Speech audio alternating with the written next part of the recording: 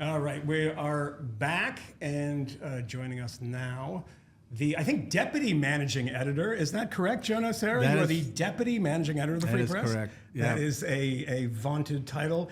He is the co-author of a piece that you can find on the homepage this morning about Starlink, Elon Musk, and FEMA and the hurricane recovery. Joe, give us an idea of the premise of this story.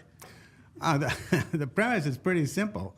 2 years ago, the Federal Communications Commission turned down Elon Musk's deal to build Starlinks in rural communities for $885 million. They would have, put thousands and thousands of Starlinks in rural communities all over the place, including North Carolina, including Tennessee, including Georgia, including Florida. So then, scroll to the hurricane.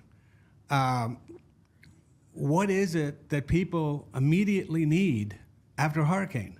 They need to be able to communicate. Some people need to get rescued. Some people need to find out if their relative is still alive.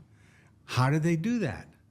Well, a lot of independent people having nothing to do with the federal government started buying up Starlinks. Mm-hmm. And Robbie Starbuck in particular got in touch with Elon Musk, who of course owns SpaceX, and which in turn owns Starlink, and they started shipping Starlink to the areas that were really destroyed, and they started putting them up like crazy. Yeah. And they've made a giant difference, and so.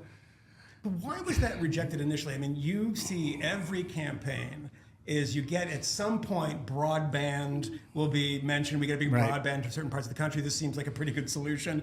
Was it just the character in politics of Elon Musk? It's very hard to know for sure. I mean, obviously, the Democrats and the FCC, which turned it down, say it was not political at all, that Starlink didn't meet the burden, blah, blah, blah, blah, blah.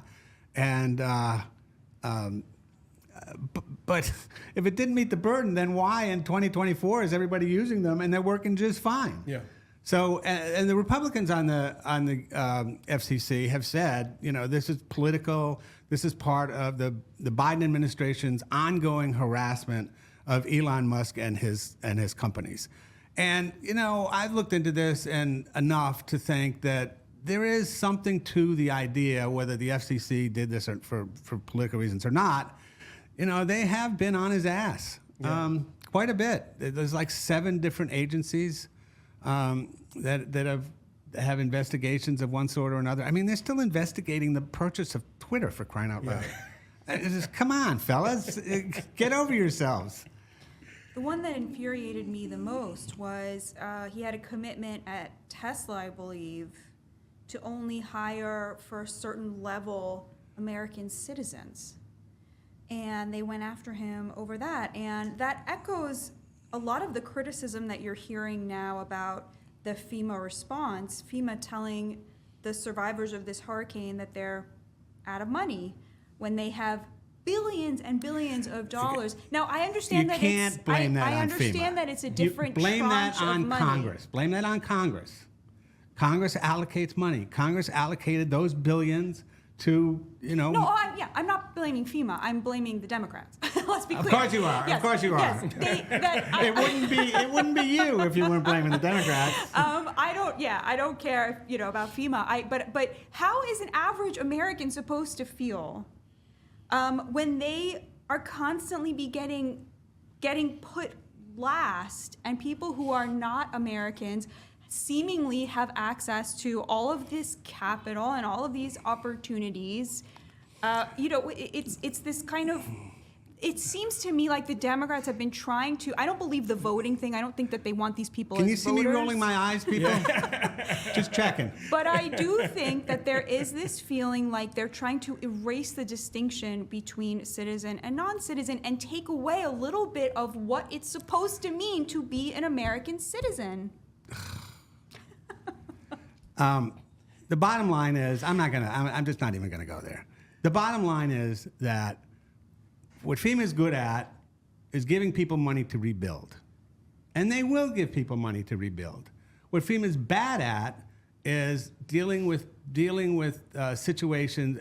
in the immediate wake of an emergency, FEMA is not good. They're just not. They were terrible during Katrina. They were terrible during Hurricane Sandy. I watched them in Hurricane Sandy. I went down on Long Island and watched them. They were terrible. And during COVID, I mean, they were literally stealing PPE that was supposed to go to hospitals as the boats came in. So, you know, I don't want to defend FEMA at all. The point of my article, which was not about non-citizens versus citizens, the point of my article was that you had this technology that could have saved a lot of people, that could have helped a lot of people, and they would have been installed by 2024. And Elon Musk has done a lot of good. I mean, the real point of my story is that it doesn't matter if Elon Musk is a Trumper or whatever. It just doesn't. What matters is he gets shit done.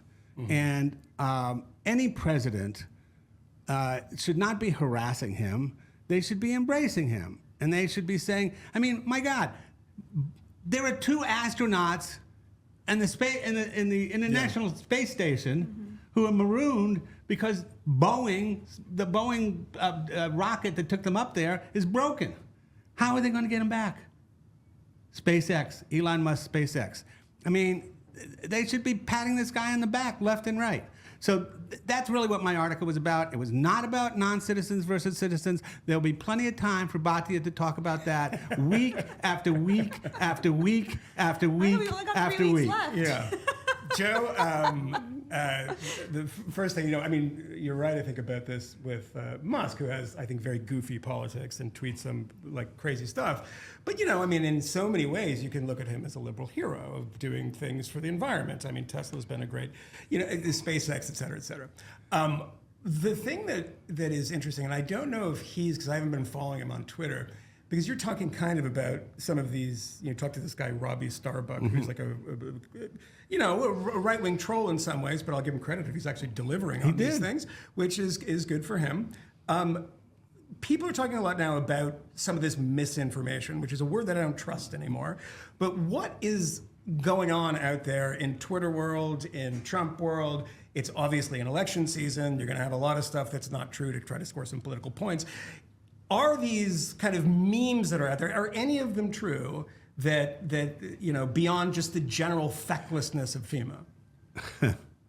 Well, here's a oh God, I'm going to get this is going to cause me a lot of trouble at this particular table. So so basically, Musk used to be with the Democrats, and he switched to Trump, and he's become a true Trumper, like almost nobody else on Twitter.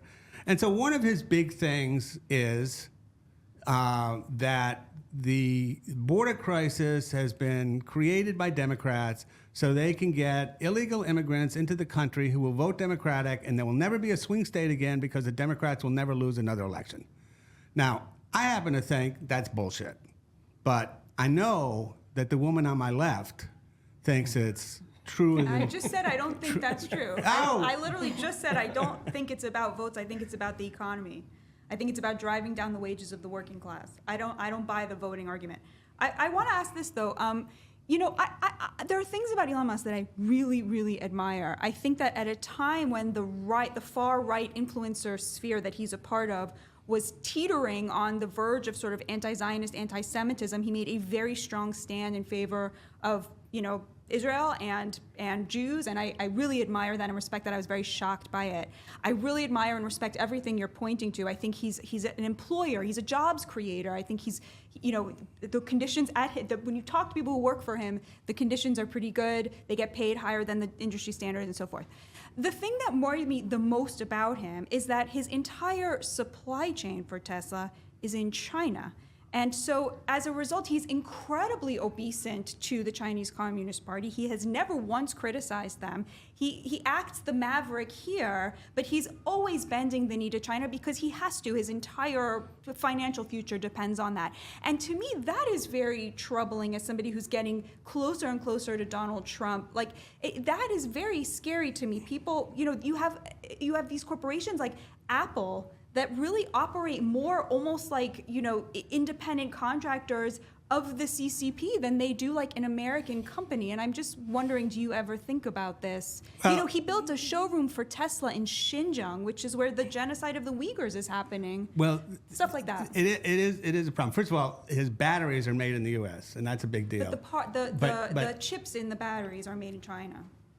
But yes, and he also has, it's really interesting what's going on with him in China, because the Chinese are now trying to promote their own electric vehicle industry, and they're cutting back on the ability of Tesla, which has factories there. They're cutting back on the ability of Tesla to make electric vehicles. So I think he's going to start to get squeezed by the Chinese, and he's going to start to feel the same pain that a lot of other companies are feeling. Apple, you're right. Apple is completely dependent on China. Listen, so much of our economy is dependent on Chinese labor.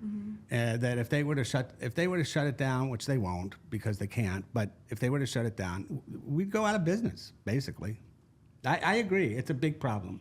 I will say this. I do want to say one other thing. The thing I love most about Elon Musk is that he invented a means that when the first stage of the rocket goes, the SpaceX rocket goes up in the air, it comes down and it lands on a effing trampoline. So they can use it again, and it saves 90% of the cost. It's an amazing, amazing technical accomplishment. Joe Nocera. Now I'm done. That's thanks for joining us, Joe, and telling us about the trampolines. I'm gonna have to check that out because I don't know what that means, because I don't know anything about space, because kind of a dope on these things. But check out Joe's piece over at thefp.com. Elon succeeded where FEMA failed. It is not about immigration, by the way.